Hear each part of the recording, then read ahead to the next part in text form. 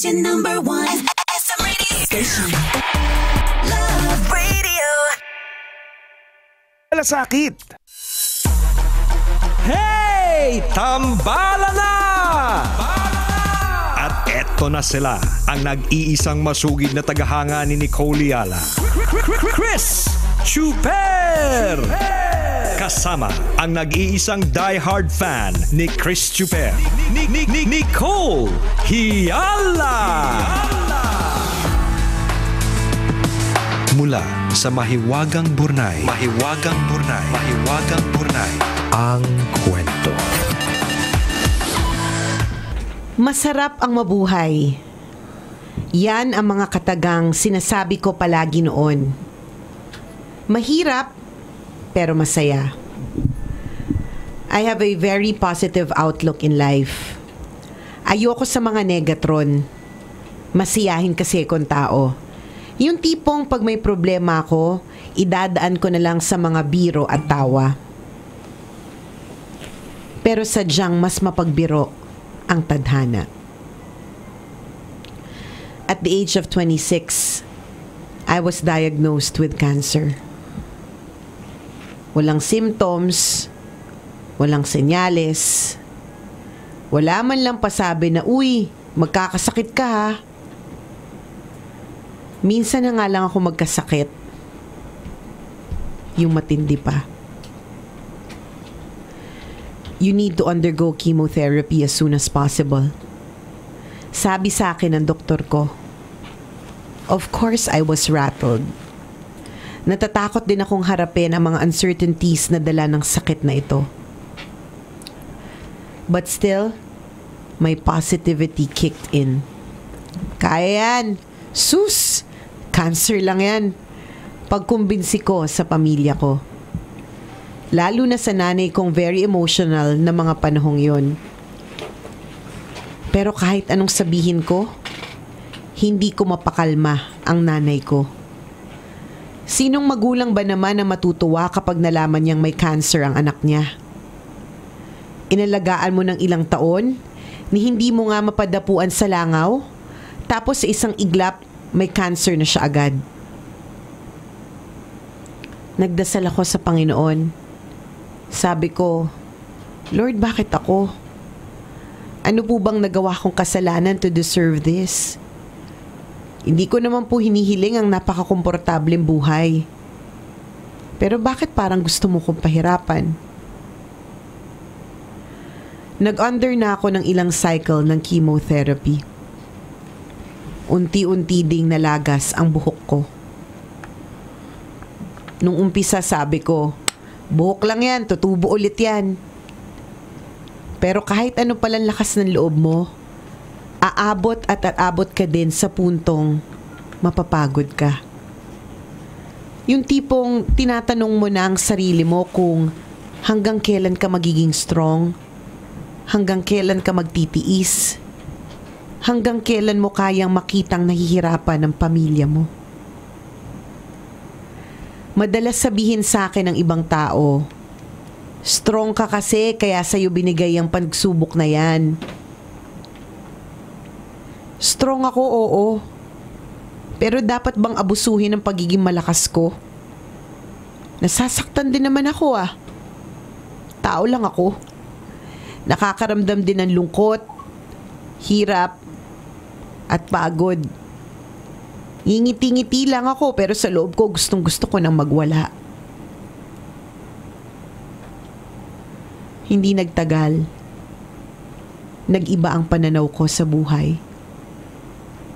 Itong pagiging kalbo ko, naging constant reminder na may sakit ako. Na may mali sa akin. Unti-unti akong tumigil sa pagdarasal. Nagtampo ko sa Diyos. I turned my back on Him.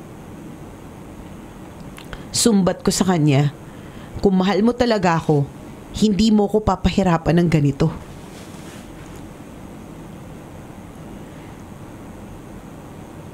Pero nagbago man ang pananaw ko sa buhay noong mga panahon na yon. Milagrong nanumbalik ang clarity sa isip ko nang isang araw nakinig ako ng radyo. Huwag kang ganyan, friend. Naiiyak na ako. Ayan na. May tambalan na sabay tumawa. Diyos ko, bigla na lang din ako natawa. And for whatever reason, nasabi ko na lang sa sarili ko na nakakamiss palang tumawa. For whatever reason, nasabi ko naman sa sarili ko ang mga katagang masarap palang mabuhay. Salamat tambalan for reminding us to take life lightly and to maintain a sense of humor at all times. Salamat dahil kahit loko-loko kayo, ginagamit kayo ni Lord para i-bless ang maraming tao. In my case, kayo yung nag-akay sa akin para muling matutunan ang paghalakhak. Hindi nagtagal, humingi rin ako ng kapatawaran sa Panginoon sa mga maling judgment ko. Alam ko may purpose pa ako dahil araw-araw pa din niya akong ginigising. Hindi man malinaw ang dahilan kung bakit sa akin napunta ang pagsubok na ito. Pero one thing is for sure, lalaban ako. Hindi man marangya ang pamumuhay ko sa ngayon, pero I have everything I need. Kumpleto ang pamilya ko, very supportive ang mga kaibigan ko, at marami pang options para malabanan ang sakit na ito. Sabi sa isang quote, there is can in cancer. So once and for all, I decide for myself that I can totally beat this sickness. Kaya susunod na magpapadala ko ng kwento, paglalahad na ito ng tagumpay ko sa pagsubok na ito. Ang kwentong ito ay ipinadala sa atin ni Archie, isang tambalanista.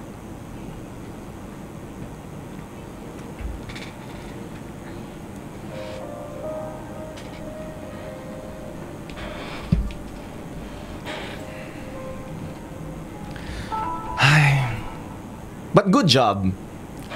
Diba? You choose to be positive. Diba? Kailangan naman ganun. Try to develop a positive mindset. Nakakatulong talaga yun, mga kaibigan. We have our own battle. Every day, we have our own struggles. Pero hindi lang natin alam talaga kung ano yung nilalabanan ng bawat tao. Araw-araw na gumigising tayo, lahat tayo may kanya-kanyang problema. There are things that we can't answer at the moment, that we can't understand at the moment. Pero maybe later on, ma-realize natin, kaya pala. Sa panahon kasi na kini-question natin kung may Diyos ba o wala, doon natin mararamdaman na gumagawa siya ng paraan. Kagaya sa case ni Archie, ginamit ang tambalan para iparamdam na ang Diyos ay nandyan pa rin para umalalay sa anumang karamdaman na pinagdadaanan natin. Pag may ganyang klaseng kwento, hindi pa rin ako makapaniwala. Hindi pa rin ako makapaniwala na yung mga loko-loko natin pinagsasabi, yung paghalakhak natin, merong Sagip Buhay Foundation na naman. Because this is not the first time that we've heard that kind of story. Yes. And it's heartwarming to know that you are being used for someone else's purpose, parang ganon. So, thank you for Archie for saying all those wonderful things about the tambalan, and we thank the Lord that He has used us to be instruments. Hindi parang hindi bagay talaga kasi. Pero we are very thankful. Every day since I started yung tambalan, my prayer every morning hasn't changed. Ang dasal ko bawat araw ay ganito: Lord, meron lang pong isang tao na mapasaya. Meron lang pong isang tao na mabago yung perspektibo niya ngayong araw na ito, whether it's mababaw or malalim na dahilan kung bakit mababago.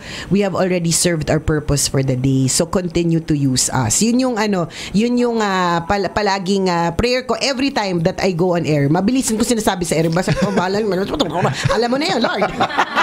And ito yun, di ba? And ito na naman yung isang pagpapatunay, yung ikwinento ni Archie. Pero apart from yung the tambalan helping you, we are very proud of you, Archie. Diba? There is can in cancer. Correct. Sa totoo lang, Napaka-positive pa rin kasi ng takbo ng isip mo eh. sa totoo lang, nung time na tumalikod ka sa Diyos, legit yung feeling na yun eh. Legit yan. Ibig sabihin, Feeling ko kahit sino kahit no? sino na napaka-positibo will ask, ba't ako? Oo, malakas ako. Di ba yun yung sasabihin? Malakas ka kasi, kaya sa'yo binigay yan. Di ba lagi namang ganon? Oo. Hindi yan ibibigay sa'yo kung hindi mo kaya. Di ba? Kaya binigay yan sa'yo kasi matibay ka. Laging ganon. Pero kapag ka nandun ka sa sitwasyon, napakahirap intindihin. Tama yung sinabi niya. Oo, malakas ako pero dapat abusuhin. Bigyan talaga ako ng cancer. Porque malakas ako, matibay ako, bibigyan talaga ako ng cancer. Wow ha? So kung ano man yung nararamdaman mo ng mga oras na yon that you felt that you were alone, di ba? Legit feelings. Tao kayo lang eh. Kung hindi Tama. ka naman Diyos, kung Diyos ka, di syempre hindi mo mararamdaman yan. Very legit. Ang kagandahan talaga dito is how you turned around. Yun talaga yung parang, di ba?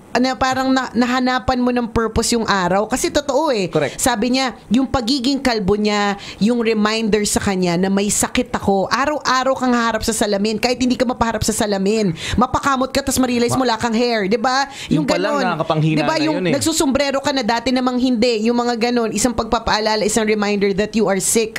Diba? Yun pa lang napakahirap na eh. Pero still, there was yun yung the miracle of it is being able to turn around, na bumalik ulit sa positivity. Kasi totoo nga, babalik tayo na kaya binigay yan sa'yo because you can. Correct. Kasi po hindi yan maibigay dyan sa iba kasi yung sa iba baka hindi sila makabalik. Hindi na nila kayanin. Hindi na nila kayanin. Ikaw, alam ni Lord na malakas ka talaga. Spiritually, emotionally, Tama. physically. So true lalo, inabuso ka nga.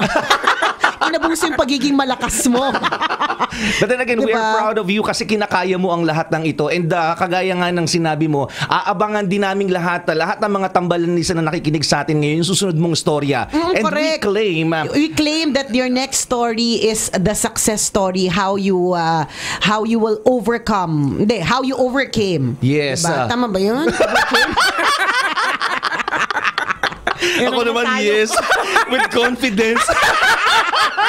Diba? Ang susunod na kwento na ipapadala mo sa Mahiwagang Burnay yung kwento ng success na nalabanan mo na siya. Tama. Diba? Natapos na yung cancer. Diba? Na lahat ng mga cancer cells na na sila, nag-fly out na sila.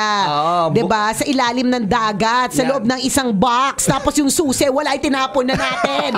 At hindi na sila makakawala pa doon. Tama. Correct. Yun. And we are claiming it, Archie. Yes. Diba? Naniniwala kami na kaya mong lagpasan ng pagsubok na ibinigay sa iyo ngayon. At excited kami sa positibong kalalabasan nito. We claim it na mawawala ang lahat ng yan. Believe na nandito tayong lahat. We are in this together. Tambalan, Tanghenyo at lahat ng mga kaibigan mo, pamilya mo na Correct. sumusuporta sa iyo. Sabi mo nga, di ba?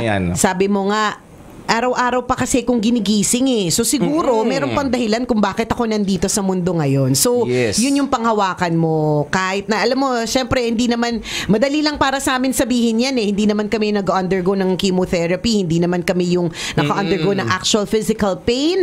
Tapos financial pain. Yes. Diba? Hindi. Pero, we pray that you stay positive. Very admirable yung optimism mo, kuya. As in, hiyang-hiya ako sa pagiging nega kong tao. Sa totoo lang, medyo nega din naman akong tao. May minsan may mga ganong opportunities na or 'di ba sitwasyon na nanenega tayo. Nakakahiya, 'di ba? Kasi yung mga pagkakataon na nanenega tayo is might be nothing compared to someone who's battling cancer. 'Di ba? Kuya! You're my Lodi! Lodi na kita! Correct. Yung katulad ng sinasabi natin ng ilang mga araw, 'di ba? Or almost often that words can kill or heal, 'di ba? So I don't know which particular segment you listen to. Hindi namin alam kung anong pinagsabi namin ng mga oras na 'yon. Pero definitely for you to have that turnaround, ibig sabihin yung words ng tambalan during the time healed you. So, yun yung sinasabi po namin mga kabisyo, before you say anything, make sure hindi yan nakakasakit. 'Di ba? Kasi kung nakakasakit din lang naman, wag mo na lang sabihin. Huwag ka na magbitaw ng salita pa. Kasi 'di ba pwedeng makasira ng pamumuhay o pwedeng bumuhay sa iyo ulit. 'Di ba? Ito yan. Iba ang posibleng maging epekto nito sa lahat ng pwedeng makatanggap ng sinabi mo. Tama. One good thing about this program, mga kaibigan, is bukod sa nagbibigay tayo ng entertainment, nagbibigay tayo ng leksyon, nagbibigay tayo ng inspirasyon sa Hindi maraming tayo, tao. expert, ha? Oo, nagbibigay, sabi nga ni life coach daw tayo, may nagsabi nga ano sa ano. But thank you. Pero thank you, But thank you if that's how you see us. OMG, Di ba? parang nasa-stress Sabi ni life coach, ang tanda Life naman. coach? Hindi, it's not the age partner eh. When you say life coach, parang ano talaga yan eh. It's someone that you really look up to. Ang dami mo nang alam. Dami mong alam at pinagdaanan sa buhay. But thank you, that's how you see us. Oh, but thank you if you say that. Nakakahiya. May bago na kayong racket. Oo nga. Pwede pagkakitaan yan. Pagkakitaan nating tatlo to. Okay, ilalagay na natin, idadagdag natin sa profile, sabihin natin sa manager natin, life coach. Yan. Big word. Big word, sobra. Pero ito lang yung gusto namin sabihin sa iyo, kaibigan. Sa lahat po na nakikinig sa atin, sa lahat naman nagpapadala ng kanilang mga entries sa Mahiwagang Burnay, actually kayo din po yung life coach namin. Actually, kayo Hindi din nyo lang po. alam kasi kami mismo, Tama. ang dami naming natututunan sa inyo. Tama. At natandaan mo yung yung storya ni Rex, 'di ba? Natandaan mo yung storya ni Rex, correct, partner, na ganun din yung kwento niya na sa kanya naman muntik na siyang mag-suicide, kaya lang, 'di ba? Napakinggan niya tayo, ganyan. Tapos hindi na niya itinuloy.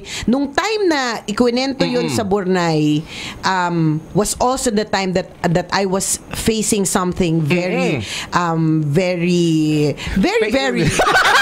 basta very siya. Masakit yan yung beri-beri. Yung sakit. I was facing very.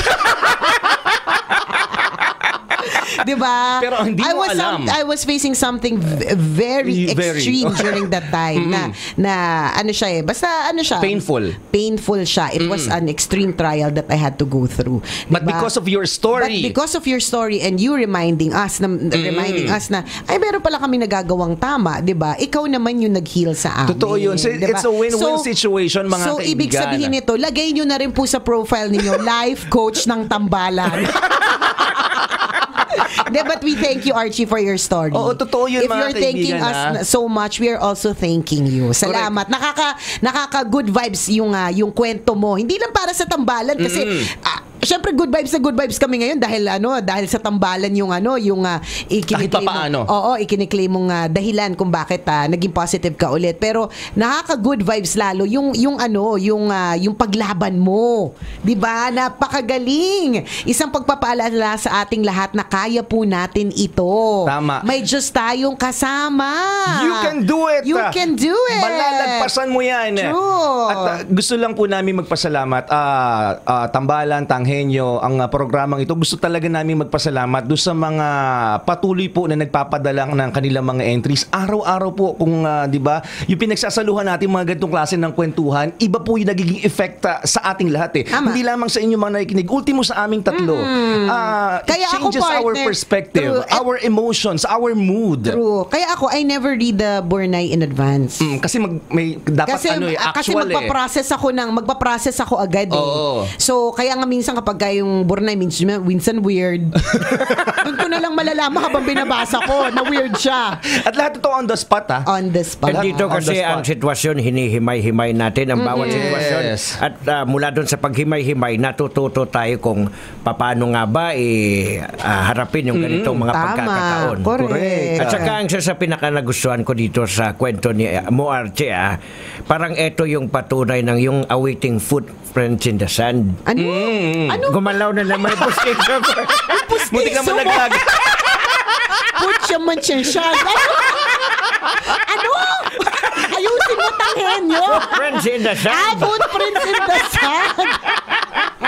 Buti ka malaglag. Buti nasa ng dila. Tinulak ng dila yung pustiso kaya putin in the sand. Yung yung footprints in the sand. Correct. Naglalakad yung tao na dalawa pa yung footprint. In the Tapos sand. biglang isa na lang. So Correct. sa pagkakataong ito, yung nagbuhat sa'yo is yung ginamit yung tambalan para makabalik ka ulit. It was then that I carried you. Tama. Footprint in the sand. O Diyos.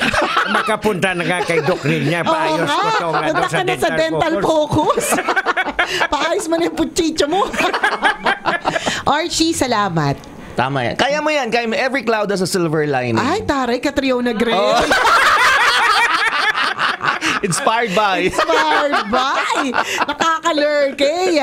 O sige ha, hihintayin namin yung kwento mo ha, yung success story. Hindi ka namin minamadali, pero kung madaliin ni Lord yung paggaling mo, edi syempre, why not, diba? Ayaw nating tanggihan yan. Salamat sa kwento mo at naway yung mga tambalanista din natin na nakatutok ngayon, meron po kayo napulot na aral. Kung ikaw ay gusto mo rin mag-send ng story sa amin, pwede mo kaming i-email, send your stories at mahiwagangburnaystory@gmail.com.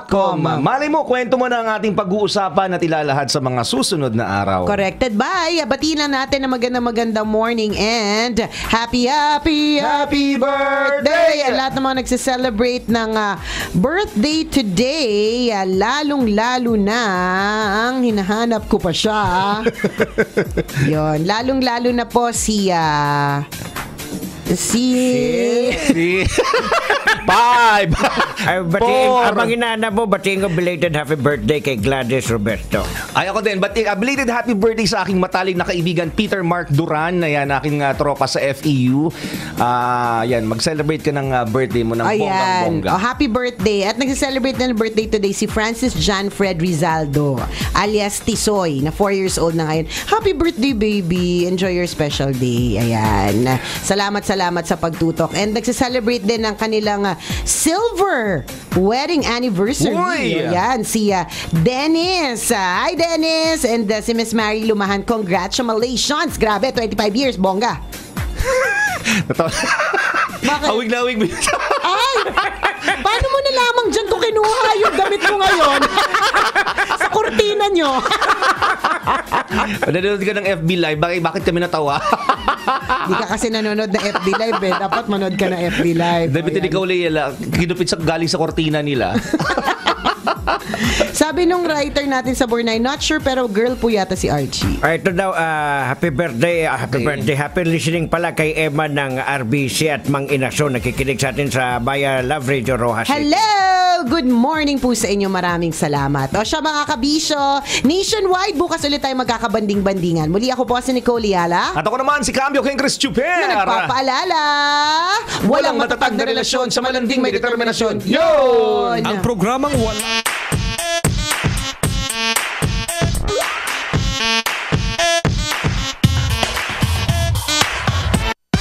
Love lang.